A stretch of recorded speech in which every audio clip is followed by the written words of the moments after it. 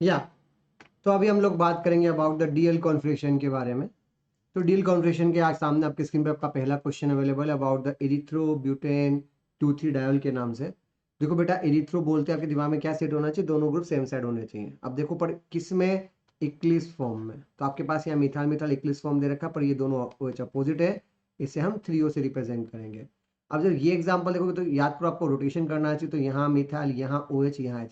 जैसे आप ये रोटेशन करोगे आपको समझ में आएगा, यहाँ पर मिथाइल है, यहाँ पर OH है, यहाँ पर H है।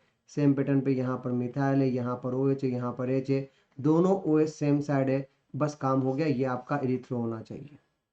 यहाँ पे आपका ऑप्शन आना चाहिए इस कंसेप्ट में ब्यूटेन 2,3 डायल के लिए। आपको कि सर ये भी तो एरिथ्रो है, पर बेटा यहाँ ड्यूटेरियम जुड़ा हुआ है तो ये कंपाउंड ही चेंज हो गया। यहाँ ड्यूटेरियम ट्रिटियम जुड़ा तो कंपाउंड चेंज हो गया।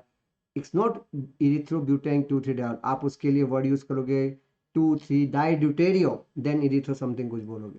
तो चूंकि जो नाम दिया गया है उस हिसाब से आपका आंसर बॉम्बे आना चाहिए। अगला ऑप्शन सेम पैटर्न के ऊपर 3O पूछा गया, तो शायद आपको समझ में आ जाएगा कि आपको क्या कंपेयर करना चाहिए। ये क्वेश्चन केवल इसलिए करवा रहा हूँ ताकि आपको इरिथ्रो 3O की इंफॉर्मेशन मिल सके। तो आपको समझ में आ गया कि इक्लिस फॉर्म में, अगेन अगेन कंसेप्ट है, इक्लिस फॉर्म के अंदर ये ऑप्शन होना चाहिए। अब ध्यान से देखिए, ये इक्लिस फॉर्म क्योंकि दोनों मिथाइल सामने, एक OH वेज, एक OH देश, पक्का आपका आंसर बॉम्बे आना चाहिए। आपका आंसर सी, ड्यूटेरियम या ट्रिटियम होने से आ ही नहीं सकता। तो सिंपल एरिथ्रो का मतलब इक्लिस फॉर्म में, चाहे सोहर्स बनाओ, न्यूमैन बनाओ, फिशर बनाओ, से मतलब नहीं है। इक्लिस फॉर्म में सेम फंक्शन सेम साइड होने चाहिए। नंबर थर्ड आपसे पूछा गया कि about what about the 3O option. तो अब ध्यान से, यहाँ पे फ्रीनेस अवेलेबल है तो आप मिथाइल देखिए, कोशिश कीजिए मिथाइल यहाँ, तो मैं मिथाइल को यहाँ लाता हूँ, यहाँ पर H लाता हूँ, यहाँ पर D पर, बेटा ये तो एरिथ्रो की फीलिंग दे रहा है। आपके पास यहाँ मिथाइल दिख रहा है तो आप इस मिथाइल को यहाँ लाओ, इधर D इधर H, ये भी एरिथ्रो की फीलिंग दे रहा है। यहाँ पे मिथाइल, यहाँ देखो मिथाइल मिथाइल सेम साइड है। उस समय देखो इसका अगर यहाँ D है तो इसका यहाँ पे Cl है, आपको D इधर मिल रहा है। तो पक्का आपको यहाँ पे फीलिंग आ रही है, yes this is the 3O। We can say 2 का सेंटर 1 इंटरचेंज वाला सीक्वेंस रखिए इक्लिस फॉर्म के अंदर। ये भी चेक कर ही लेते हैं, वैसे आपका आंसर सी आ रहा है पर डेली देख लेते हैं बेटा। अगर ये ऑप्शन अवेलेबल तो आपको बता दो, आपके पास यहाँ पर इधर D इधर H इधर Br, ये भी रिथ आ रहा है। इसका मतलब आपका आंसर बहुत अच्छी तरह से सी आना चाहिए। Question number 4, identify the structure of 3O पूछा है। फिर से ध्यान से अटेम्प्ट कीजिए। यहाँ मिथाइल है तो आपके पास बता दो, यहाँ मिथाइल, यहाँ DH, ये इरिथ्रो कहलाएगा। दोनों OH सेम साइड है, ये इरिथ्रो कहलाएगा। दोनों D दोनों Br, दो मिथाइल सेम है, ये इरिथ्रो। फिर तो ये ऑप्शन बचा, चेक करना पड़ेगा, अपन चेक कर लेते हैं। अगर आपके पास ये ऑप्शन अवेलेबल तो हम इसको घुमाते हैं। सोचिए हम इसको ऐसे रोटेट करें कि ये हमें सही आंसर दे। तो कोशिश करो पहले यहाँ पे मिथाइल लेके आओ, फिर T यहाँ पे OH लेके आओ। वैसे यहाँ पे मिथाइल लेके आओ, यहाँ OH यहाँ D। तो पहले तो डायग्राम को ढंग से समझिए कि आपने जब यहाँ मिथाइल बनाया तो आपने मिथाइल यहाँ लेके आया तो यहाँ पर T आया, यहाँ पर OH आया। ऐसे यहाँ भी समझिए कि जब आपने मिथाइल को यहाँ बनाया, बिकॉज थोड़ी मेहनत ज़्यादा लगेगी, यहाँ पे आपने मिथाइल को बनाया तो बेटा OH इधर डॉटेड पे आ गया और यहाँ पर D आ गया। फिर आपको अपग्रेड करना पड़ेगा कि इस ऑप्शन के अंदर अगर मिथाइल अपोजिट डायरेक्शन में है तो आप उसे सेम डायरेक्शन में लाओगे, यानी इसमें मिथाइल को सेम डायरेक्शन में बनाओगे। अब लकीली ये साइड तो वैसी की वैसी ही रहेगी। अब प्रॉब्लम क्या होगी समझ में आ रहा है? प्रॉब्लम ये होगी अबाउट द अपोजिट साइड पर क्या होगा। अपोजिट साइड पर वेज देश का पलटी मारोगे, मतलब यहाँ पे जब मिथाइल लाओगे तो आपके पास ये पूरे दोनों ग्रुप पलट के रिवर्स हो जाएंगे। तो भैया यहाँ पर आपका OH वेज आएगा और यहाँ पर ये देश आएगा। इस तरीके से आपका आंसर यहाँ पे आ सकता है। तो ऑप्शन के रूप में दोनों OH अपोजिट डायरेक्शन में, that's why your answer is 3O with this. अगला ऑप्शन आपसे इरिथ्रो के लिए पूछा गया इस कहानी के लिए कि क्या ऑप्शन अवेलेबल होगा इस कहानी को देखने के लिए। तो जा चेक करते हैं क्या ऑप्शन होगा। आपके पास में इरिथ्रो पूछा है, दोनों मिथाइल तो सेम साइड है, पर बेटा यहाँ Cl और यहाँ पर तो ऑप्शन ही अलग अलग है। चलो चेक कर सकते हैं। ड्यूटेरियम ड्यूटेरियम में, पर बेटा यहाँ पर Cl के सामने T आ रहा है, फंक्शन का सेम ऑप्शन नहीं सेट हो रहा है यहाँ पे। ठीक है, और दोनों ड्यूटेरियम अपोजिट डायरेक्शन में, तो वैसे भी ये 3O की फीलिंग कहलाएगा। यहाँ पे दोनों OH अपोजिट है, पक्का 3O की फीलिंग कहलाएगा। यहाँ पे Br अपोजिट डायरेक्शन में डालूंगा तो ये 3O की फीलिंग कहलाएगा। यहाँ पे फिर वही फंडा होगा, थोड़ा सोच समझ के आंसर दीजिएगा। अभी आपको समझाया था, पहले यहाँ मिथाइल लेके आओ, यहाँ T, यहाँ OH लेके आओ।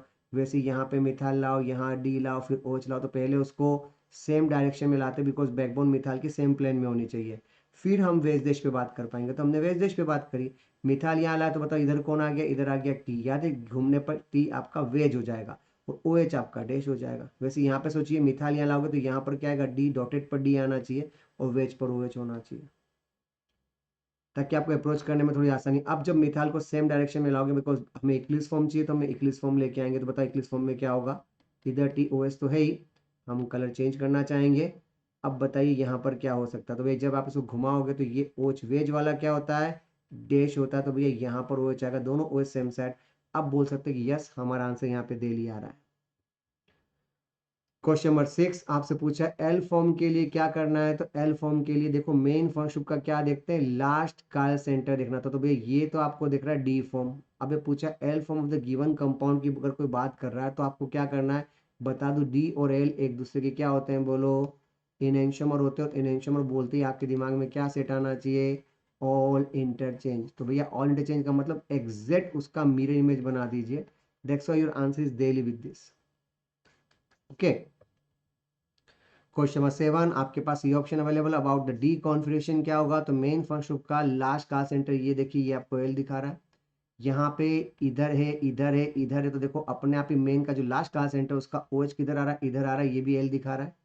यहाँ भी CH2 को यहाँ ले, बिकॉज वर्टिकल लाइन पे होना चाहिए। तो यहाँ पर H, यहाँ पर OH। अब जाके ये आपका डी कहला है, आपका आंसर C आना चाहिए। और यहाँ पे लोचा है भैया, सर पैर का लोचा है, पहले तो सर पैर को सही कीजिए। अगर आपको इसमें अनकंफर्टेबली लगती है तो मैंने आपको एक ट्रिक और सिखा रखी है। जैसे मुझे भी अनकंफर्टेबली लग रही है तो मैंने सिखाया था डी का मतलब R, एल का मतलब एस, दिमाग मत लगाओ, हम RS निकाल लेते हैं। ये आपका 1, ये आपका 2, ये आपका 3, आपका 4, 1 2 3, ये S कॉन्फिगरेशन, ये L होगा, खत्म करो। अगर आपको फिशर वाले में इश्यू हो रहा है तो आप RS निकाल लो, you are more comfortable with this. अगला क्वेश्चन आपके सामने आपकी स्क्रीन के ऊपर कुछ इस तरह say about the correct statement पूछा गया कि क्या आंसर दिया जाएगा। तो ध्यान से देखो 1 2 3, ये 3 पर OH है, यहाँ भी 1 2 3, यहाँ पे OH सेम साइड, ये C3P कहलाता है। Diastereomer the same boiling point but different melting point. Diastereomer के लिए सेम बॉइलिंग पॉइंट, बेटा सेम तो हो ही नहीं सकते। बेंजीनेस 2 सेंट्रोसिमेट्री, गलत बात है, सेंट्रोसिमेट्री केवल एक ही होती है। और फिशर में कभी भी सेंट्रोसिमेट्री नहीं होती। तीनों स्टेटमेंट गलत है। परफेक्ट आंसर आपका आगरा के लिए एप्लीकेबल है। याद रखना, फिशर में बेवकूफ मत बनना। ये 4 वैलेंसी अप होती, 2 वैलेंसी डाउन होती है। 4 वैलेंसी अप, 2 वैलेंसी डाउन के ऊपर कभी सेंट्रोसिमेट्री हो ही नहीं सकती।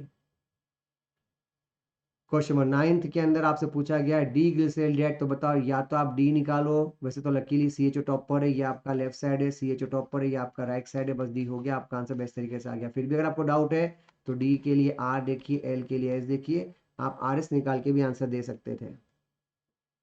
नंबर 10 आपको पूछा ये क्या कहानी है। तो भैया ध्यान से देखो, यहाँ पर अगर हम कॉन्फ्यूजन की बात करें तो ये आपका 1 2 3 4 5, ये आपका 1 2 3 4 5। आपको यहाँ पे लग रहा है कि किसी ने 1 पे पलटी मारी है, 1 इंटरचेंज किया है। वैसे 1 इंटरचेंज किया है तो अगर कार सेंटर 5 हो, हम अगर ये बोले 5 कार सेंटर में अगर आप 1 इंटरचेंज करो, तो 1 इंटरचेंज करने का मतलब ही होता है कि आप डैश बनाओगे। आप इसे फ्यूचर में एक और नाम से इंट्रोड्यूस करोगे, एनोमर। अभी नहीं बोलना चाहता, फ्यूचर में सीखोगे। अभी अभी आप डैश का भी एक स्पेशल टाइप हो जाएगा, अभी आप इसे डैश में बोल सकते हो, या बेस्ट चॉइस के हिसाब से। अगला ऑप्शन पूछा है, इसमें क्या आंसर देना है भैया। तो देखो यहाँ पर COH है, यहाँ पर CH2OH है, कोई दीवाने जरूरत नहीं है। यू क्या कर सकते हो, तो भैया देखो इस कहानी से इसको देख सकते थे या इसको देख सकते थे, जिसके हिसाब से आप बात करना चाहते हो। तो यहाँ पे आप क्या क्या देख सकते हो, बहुत इंपॉर्टेंट पॉइंट है। और सेम फंक्शन पे HH भी तो देख सकते हो आप, याद करो। और RS निकालना तो बहुत आसान ऑप्शन हो जाएगा आप लोगों के लिए। तो टेक्निकली हम इस कहानी के अंदर सारे नॉमेनक्लेचर यूज कर सकते हैं जो हमारे लिए एप्लीकेबल है। भले ऑथेंटिसिटी DL पर इतनी अच्छी नहीं आएगी, बिकॉज DL के अंदर हम लोगों को ओनली कार्बोहाइड्रेट और अमीनो एसिड दिया जाता है। तो पर ठीक है, अगर ऑप्शन अवेलेबल हैं आपके पास इन चारों ऑप्शनों में तो हम इसको दे लिए। हाँ, इससे अच्छा ऑप्शन पता है क्या होता, इससे अच्छा ऑप्शन होता जब आपको क्या जजमेंट करने को बोला जाता कि ओनली DL नहीं होता, RS और इरिथ्रोथ्री होता। That is more preferable, because biomolecule में DL ही एप्लीकेबल होता है। तो हम यहाँ पे बात कर सकते हैं अबाउट द दिस कंसेप्ट कि आपको ये चीज़ ध्यान रखनी है कि आपको यहाँ पे केवल RS और इरिथ्रोथ्रियो ही देखना चाहिए। या नंबर 12 आपके पास पूछा 2D representation of the following compound. आपको बता दूं ये आपका इक्लिस फॉर्म दिख रहा है और ये आपका CH2। तो याद करो, हम इसको पहले इसको CH2 मानते हुए इसको प्रॉपर तरीके से अरेंज करेंगे, यानी यहाँ CH, यहाँ CH, यहाँ CH और यहाँ पे CHO। इसको और इसको ऊपर लेके आओ ताकि ये मुझे प्रॉपर तरीके से याद है। जब भी हम XY से घुमाते हैं तो सब गैस के वेज हो जाते हैं, तीनों का वेज होना बहुत ज़रूरी है। उस सिचुएशन के हिसाब से आपके पास तीनों सेम साइड है, यहाँ नहीं आ रहा, यहाँ नहीं, ये देखो तीनों सेम साइड है, ये आपका आंसर होना चाहिए। फिर भी किसी को लगता है कि सर हमें क्लिक करने में इश्यू हो रहा है, तो फिर आपको हर का सेंटर का RS निकालना चाहिए और फिर इसमें से किसी एक का RS निकाल लीजिए। जो सेट नहीं आ रहा वहाँ इंटरचेंज करना, कुल मिला के घूम फिर के आपका आंसर C आएगा।